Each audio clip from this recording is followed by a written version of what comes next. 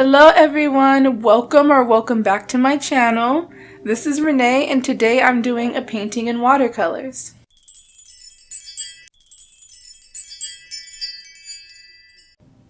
So to start off this piece, I am tinting my whole paper a desaturated purple because I do want to have purple be the unifying color in this piece.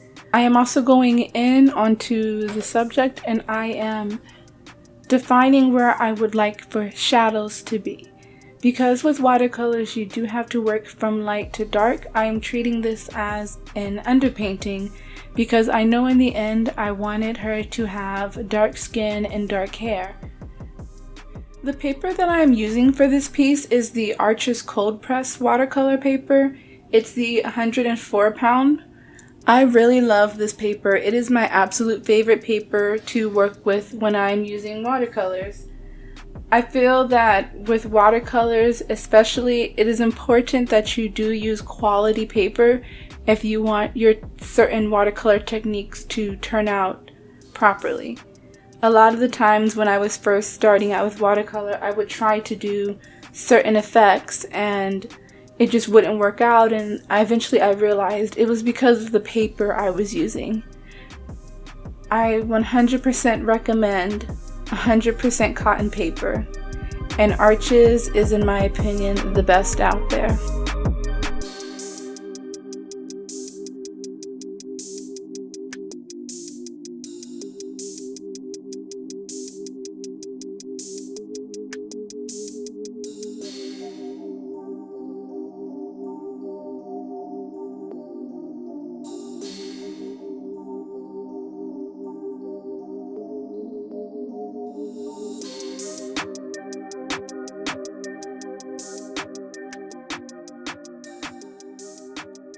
In her hair, I actually decided to use some salt. This is a technique that you can do in watercolor where you take any kind of salt. I do believe I'm using just regular coarse sea salt here. And I place that salt into the wet saturated paint. And as you can see, the salt pushes the paint away and creates this, I say, almost star or snow-like looking texture. This is a really fun technique to use to add a little bit of texture into your painting. It's not something that you can control, so once you put the salt down, honestly there's no way of knowing how it's going to end up looking, which I think is exciting. And I wanted to add a bit of texture into this hair. I know that I will eventually go in and cover this more, but I wanted to have this there in the underlayer. Lately in my paintings, I've been really loving having bright colored backgrounds that really pop at the viewer. So I knew I wanted to do that with this piece as well, especially because I wanted the figure to be dark. I wanted to have a very saturated and bright background. So to achieve this, I went ahead and I grabbed my Arteza gouache paints and I mixed up a really bright pinkish purple to fill in the background with. I could have achieved this color with watercolors, but I really wanted this to have a graphic sort of feel and I wanted it to really stand out. I didn't want them to blend together. I wanted there to be a clear distinctive, there's this textured figure over this flat background. So once I've kind of settled on where I want the shadows and the highlights to be, I do go in with the local color, and again, I'm not adding in a straight, really intensely concentrated wash of the local color. It's very desaturated, light, just so that I can build up in layers that color. And I do the same thing with the hair as well. I go in with the darker tone. I'm using Payne's gray and a violet tone mixed together to make the dark tones for the hair. So every color in this piece, I do mix in that purple, even into her skin tone. I believe I used Van Dyke brown, purple, and Payne's gray to make her skin tone.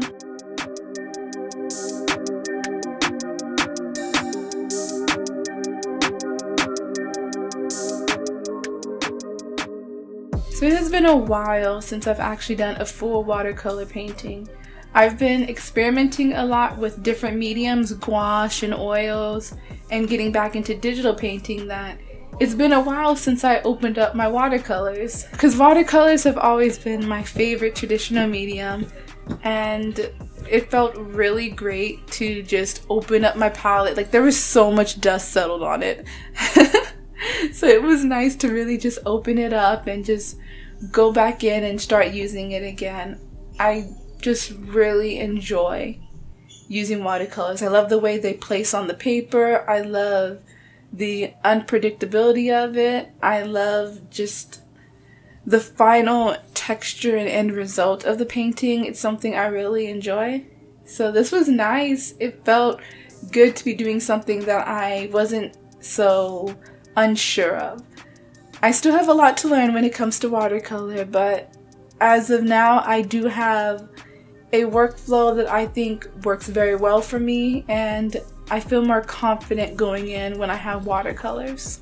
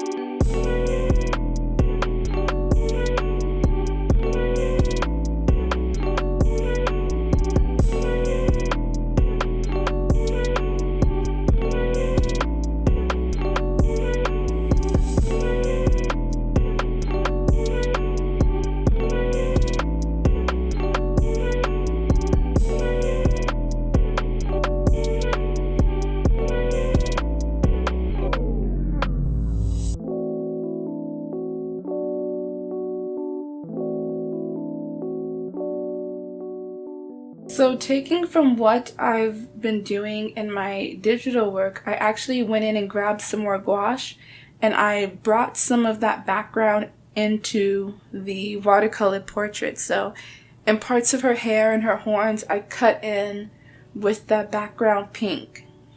Though that is an effect that's hard to do with watercolors, but since this is sort of a mixed media, since the background is using gouache, it worked out really well.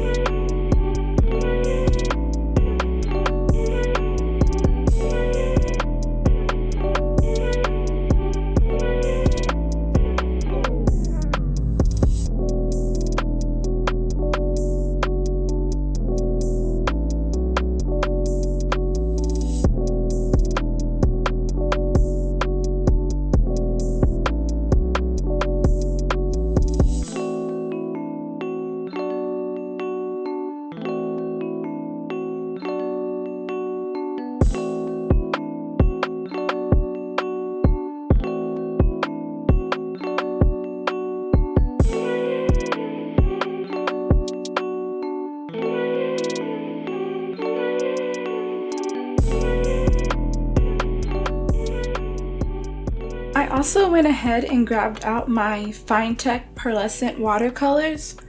These are watercolors that have a metallic shine to them. I do wish though that it was easier for me to photograph and video this effect. In person, it's a very obvious effect and I think it looks beautiful.